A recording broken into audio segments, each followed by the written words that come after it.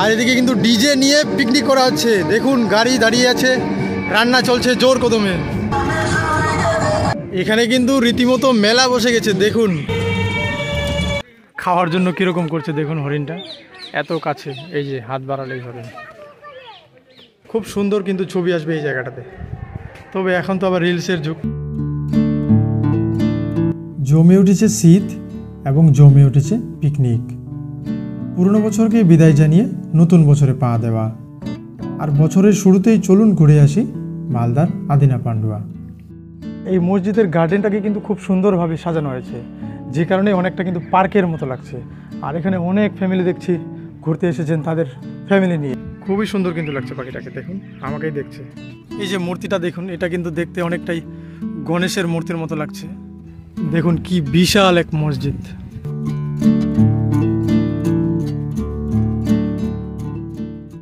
গৌড়ে যাব কিন্তু আদিনা পান্ডুয়ায় আসবো না, এমনটা কি হয়? তাই আজকে চলে এলাম মালদার আরও একটি বিখ্যাত ঐতিহাসিক জায়গায়, আদিনা পান্ডুয়ায়। তো এই আদিনা পান্ডুয়ায় আপনারা কিভাবে আসবেন এবং এখানে এলে কি কি ঘুরে দেখবেন, সব কিছুই থাকবে আজকের এই ভিডিওতে। তো ভিডিওটি অবশ্যই শেষ পর্যন্ত দেখতে থাকুন।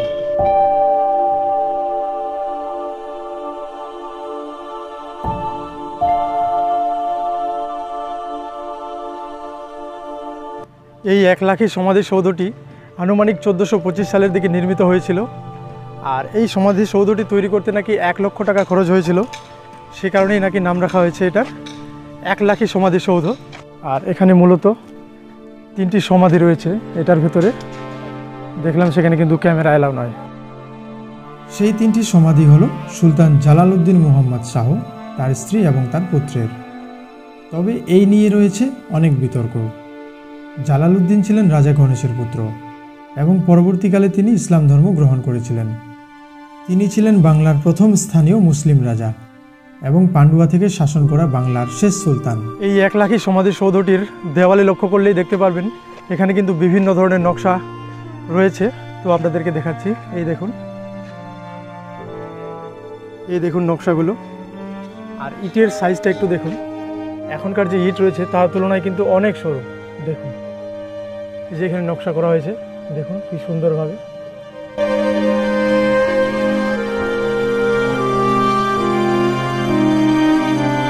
এই যে এখানে রয়েছে 1 লাখী সমাধিসৌধ, তার পাশেই কিন্তু একটি গেট রয়েছে, এদিক দিয়ে যাওয়া যাবে কুতুবশাহী মসজিদে।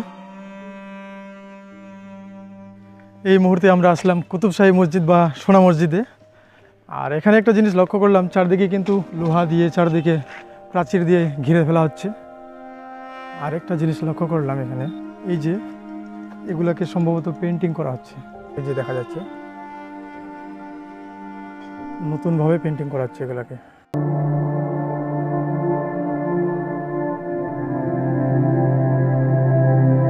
এটি হলো মূল প্রবেশদ্বার কুতুবশাহী মসজিদের। এই দেখুন ওইদিকে পেন্টিং করা হচ্ছে চারিদিকে।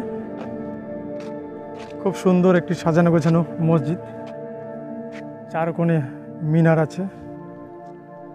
আর এখানে নাকি 10টা গম্বুজ রয়েছে।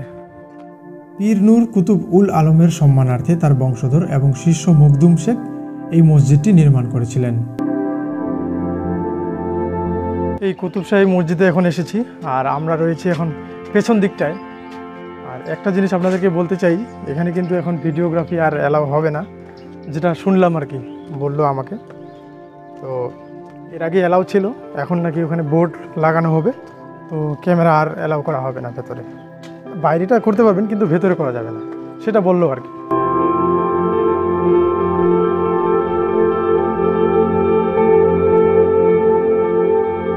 এই যে এই কুতুবশাহী মসজিদেও কিন্তু আপনারা বিভিন্ন ধরনের নকশা পেয়ে যাবেন। দেওয়ালে লক্ষ্য করলে দেখবেন এরকম নকশাগুলো রয়েছে। আরেকটা জিনিস লক্ষ্য করলে দেখবেন এই কুতুবশাহী মসজিদটি কিন্তু বেশিরভাগটাই পাথর দিয়ে তৈরি। এখানে কিন্তু ইটের ব্যবহার খুবই সামান্য।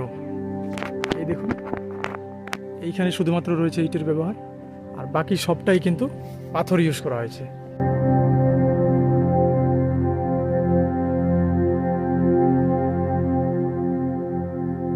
তো এবার আপনাদের একটু বলি যে এই আদিনা মসজিদ বা আদিনা পান্ডুয়ায় আসলে কিভাবে আসবেন এবং কোথায় কোথায় ঘুরবেন। মালদা টাউন থেকে কিন্তু এই আদিনা পান্ডুয়ার দূরত্ব হলো 20 কিলোমিটার, আর এটি কিন্তু ন্যাশনাল হাইওয়ের পাশেই রয়েছে। তো তো আদিনা মসজিদ যে রয়েছে সেখানে কিন্তু কোনো বাস দাঁড়ায় না, স্টেট বাস দাঁড়ায় না। তো আপনাদেরকে নামিয়ে দেবে পান্ডুয়ার মোড়ে। সেখান থেকে কিন্তু আপনারা টোটো করে আপনারা চলে আসবেন আগে একলাখীর সমাধিসৌধে কিংবা কুতুবশাহী মসজিদে। তো সেখান থেকে চলে যাবেন আদিনা মসজিদে। আদিনা মসজিদ দেখার পর চলে যাবেন আদিনা ফরেস্ট কিংবা আদিনা ডিয়ার পার্ক। কিন্তু একটা জিনিস খেয়াল করে রাখবেন, আদিনা ফরেস্ট কিন্তু বৃহস্পতিবার বন্ধ থাকে। তো ভুল করেও কিন্তু সেই দিন আসার চেষ্টা করবেন না, আর বাকি সব দিনই খোলা থাকে এই স্থাপত্যগুলো।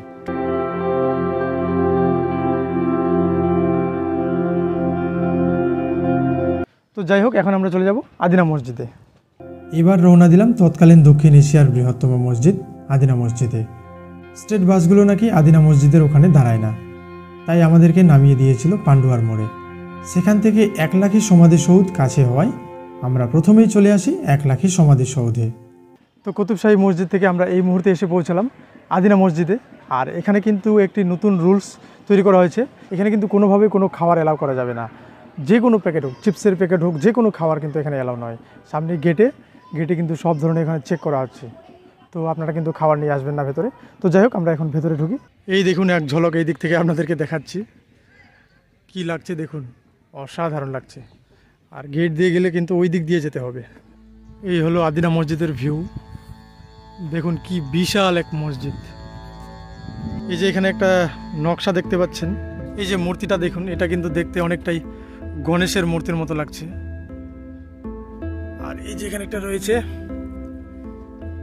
মসজিদের গায়ে কিন্তু এইরকম অনেক আমি দেখতে পাচ্ছি। এই যে এইরকম অনেক রয়েছে। ওই দিক থেকে দেখতে দেখতে আসলাম।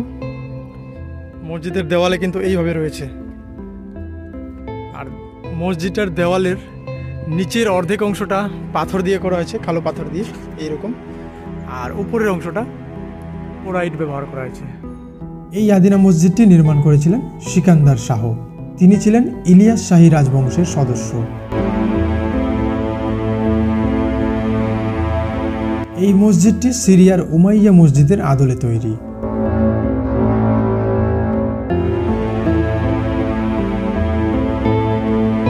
এই মসজিদটি আয়তনে এতটাই বড় যে পুরোটাই ঘুরে দেখতে হলে অনেকটা সময় লেগে যাবে।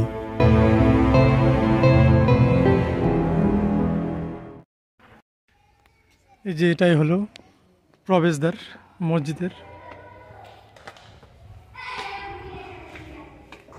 তো এই মুহূর্তে চলে এসেছি মসজিদের ভেতরে। আর এখানে একটা দোতলার মতো রয়েছে জায়গা। ওইদিকে দেখা যাচ্ছে একটা সমাধি, ওটাই সম্ভবত সিকান্দার শাহের সমাধি। আর উপরে যে ছাদটা রয়েছে, এখানে কিন্তু অনেকগুলো গম্বুজ রয়েছে দেখুন। আর ছাদটাকে যে পিলারগুলো ধরে রেখেছে, এই দেখুন কীরকম মোটা, এক একটা পিলারের যে সাইজ দেখুন।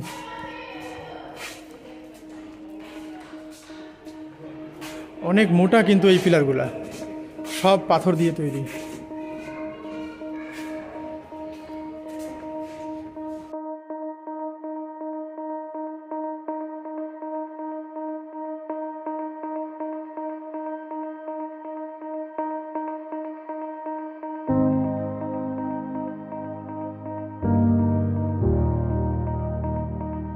এটা হলো মসজিদের উপরিভাগ, দেখুন কি সুন্দর লাগছে। এই দেখুন, মসজিদের এই দ্বিতল জায়গাটি ছিল রাজকীয় গ্যালারি, যেখানে সুলতান প্রার্থনা করেছিলেন। এখন আমি আছি দোতলায়, আর আমি উঠলাম এই সিঁড়ি দিয়ে। এখানে একটা সিঁড়ি করা রয়েছে, এদিক দিয়ে কিন্তু উঠে যাবে। তবে একটা জিনিস লক্ষ্য করলে দেখবেন, এখানে কিন্তু ছাদটাকে কাঠের তৈরি করা হয়েছে দেখুন। এটা সম্ভবত পরে লাগানো হয়েছে। এই যে এদিকে পাথর রয়েছে, এদিকে আবার কাঠ। সম্ভবত ভেঙে যাওয়ার পর এটাকে নতুনভাবে কাঠ লাগানো হয়েছে। এই দেখুন, কাঠ দিয়ে জোড়া লাগানো হয়েছে এই জায়গাগুলোকে। এই যে টোটালটা এদিকে কাঠের করা হয়েছে, আর জাস্ট একটু অংশ রয়েছে যেখানে কিন্তু পাথর রয়েছে।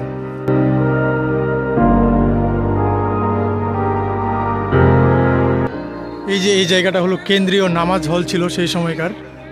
আর আমি যদি ভুল না হয়ে থাকি, তাহলে এই যে এইগুলা দেখতে পাচ্ছেন, এগুলাকে বলা হয়ে থাকে মিহরাব। মেহরাবের এই কারুকার্যগুলো দেখুন আপনারা, কি সুন্দর। এই দেখুন,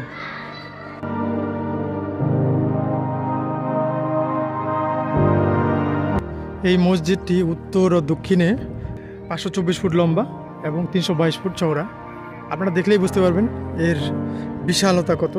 আর এটি নাকি সেই সময় দক্ষিণ এশিয়ার বৃহত্তম মসজিদ ছিল।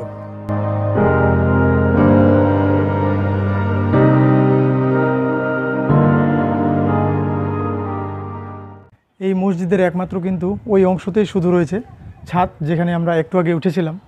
আর ওই ছাদটির কিন্তু একটি গম্বুজ বিশিষ্ট ছাদ। এই যে দেখতে পাচ্ছেন অনেকগুলা কিন্তু গম্বুজ রয়েছে ওখানে।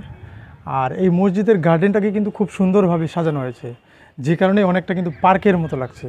আর এখানে অনেক ফ্যামিলি দেখছি ঘুরতে এসেছেন তাদের ফ্যামিলি নিয়ে। তো আপনারাও চাইলে আসতে পারেন এই আদিনা মসজিদে।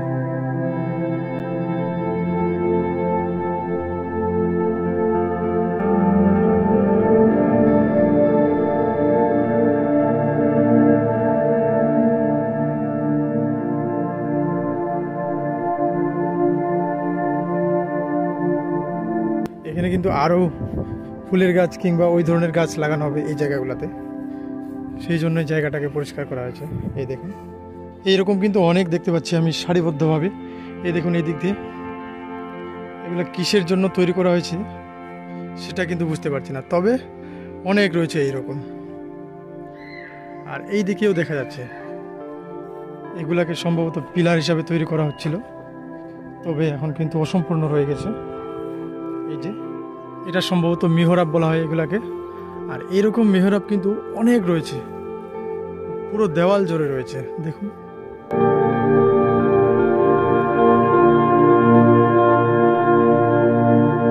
এই জায়গাটাতে কিন্তু খুব সুন্দর ছবি তোলা যাবে এবং ভিডিও করা যাবে। তবে এখন তো আবার রিলসের যুগ, ছবি কিন্তু বেশিরভাগ লোক তোলে না, এখন রিলস বানায়।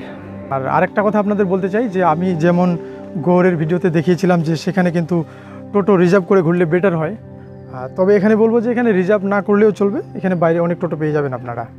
অনেকেই মনে করে থাকেন এই যে পাথরটি রয়েছে এটার কারণেই নাকি এই মসজিদটির কাজ অসম্পূর্ণ রয়ে গেছে, যার ফলে কিন্তু এই যে ইটের টুকরোগুলো দেখতে পাচ্ছেন অনেক এরকম টুকরো রয়েছে, এগুলা দিয়ে কিন্তু এই পাথরটাকে কিন্তু ছুঁড়ে মারা হয় এই টুকরোগুলো দিয়ে। আর দেখুন চারিদিকে কিন্তু কোথাও টুকরো পাবেন না, শুধুমাত্র এই জায়গাতেই টুকরো রয়েছে। তার মানে এই টুকরোগুলো দিয়ে এটাকে ছুঁড়ে মারা হয়েছে, এইরকম টুকরোগুলো দিয়ে। তো যাই হোক, আদিনা মসজিদ আমাদের ঘোরা কমপ্লিট হয়ে গেছে। এখন আমরা এখান থেকে চলে যাব আদিনা ফরেস্টে।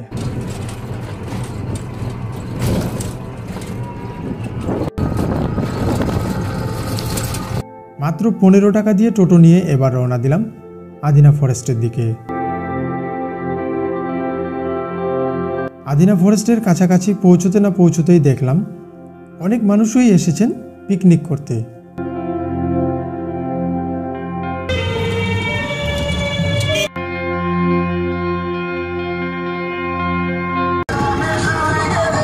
এখানে কিন্তু রীতিমতো মেলা বসে গেছে দেখুন।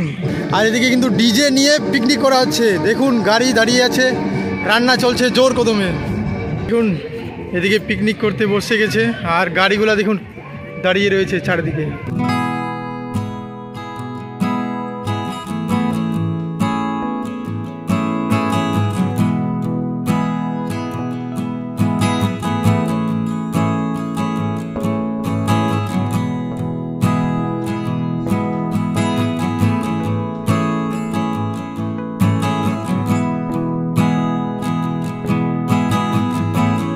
তো আদিনা মসজিদ থেকে আমরা এই মুহূর্তে এসে পৌঁছালাম আদিনা ফরেস্টে। আর বাইরে তো দেখালাম কীরকম কিন্তু পিকনিক করা হচ্ছে, প্রচুর ভিড়, প্রচুর কিন্তু পর্যটক এখানে এসেছেন ঘুরতে। এখানে অনেক কিছুই দেখার মতো রয়েছে। তো চলুন আমরা এখন একটু ভেতরের দিকে যাই। আর এদিকে দেখুন চারদিকে কিন্তু প্রচুর পরিমাণে জঙ্গল।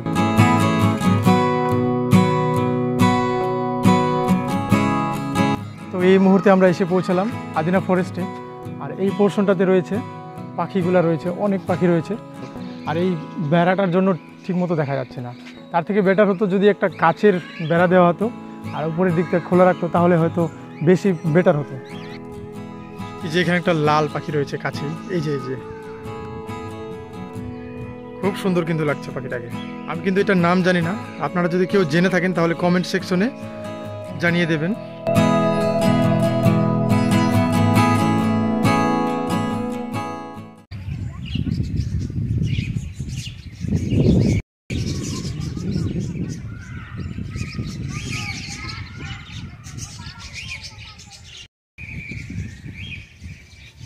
তবে ও পাশে কিন্তু কাছাকাছি না যেতে পারলেও এই তার উল্টো দিকে আসলে কিন্তু আপনারা এই যে দেখুন এখানে কিন্তু ভাঙা রয়েছে, এখানে কোনো প্রাচীর নেই, খুব সহজেই কিন্তু আপনারা কাছাকাছি পৌঁছে যেতে পারবেন। এই দেখুন, তবে পাখির সংখ্যা কিন্তু খুব একটা কম, বেশি নেই। এই যে এখানে রয়েছে দুটো, আর এইদিকে একটা খাঁচা রয়েছে। এখানে কিন্তু এক সময় দেখেছিলাম আমি বানর ছিল, কিন্তু বর্তমানে সেটা নাই, জানি না কি করা হয়েছে সেটার। তো যাই হোক, আর এইদিকে একটা বাচ্চাদের জন্য ছোট্ট আমি দেখাবো আপনাদের। এই যে এখানে ছোট্ট একটা পার্কের মতো রয়েছে বাচ্চাদের জন্য, খেলনা রয়েছে অনেক রকম। আর এই রাস্তা ধরে ওই দিক দিকে গেলেই কিন্তু আমরা দেখতে পাবো ওখানে কিন্তু হরিণ রয়েছে। তো আমরা এখন চলে যাব ওই দিকে। হরিণ দেখতে যেতে যেতে এখানে পেয়ে গেলাম দুটো হরিণকে। এই যে দেখুন, এইদিকে একটা আর একটা দেখা যাচ্ছে, ওই যে এখানে কম রয়েছে, আমরা মূলত ওই দিকে যাব, ওই দিকেই কিন্তু বেশি হরিণ রয়েছে।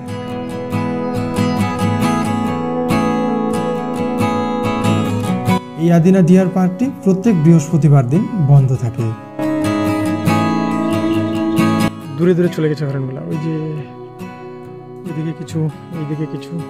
আমি যখন এর আগের বার এসেছিলাম তখন কিন্তু এই যে এই জায়গাটাতেই দাঁড়িয়ে রয়েছিল অনেক হরিণ। আপনারা যারা ভিডিওটি দেখেননি তারা দেখে আসুন আদিনা ফরেস্টের ভিডিওটি। এই যে এই জায়গাটাতেই কিন্তু আগের বার যখন এসেছিলাম আমি, অনেক হরিণ দাঁড়িয়ে রয়েছিল। যারা সেই ভিডিওটি দেখেননি দেখে আসুন, ডেসক্রিপশনে আমি লিঙ্ক দিয়ে রাখছি।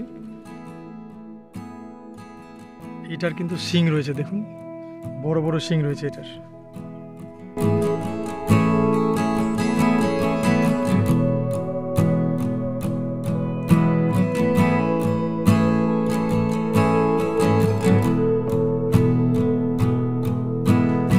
একটা কাছেই চলে আসছে, এটা কিন্তু শিং রয়েছে বড় বড়, দেখুন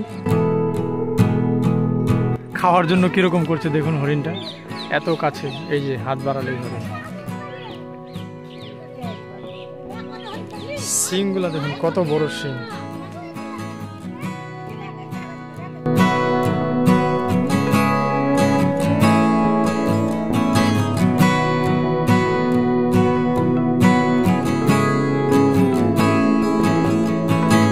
এটার শিংগুলো আবার আলাদা, দেখুন। সকলকে নতুন বছরের শুভেচ্ছা জানিয়ে শেষ করছি আজকের ভিডিও। সকলে অনেক ভালো থাকবেন এবং সুস্থ থাকবেন।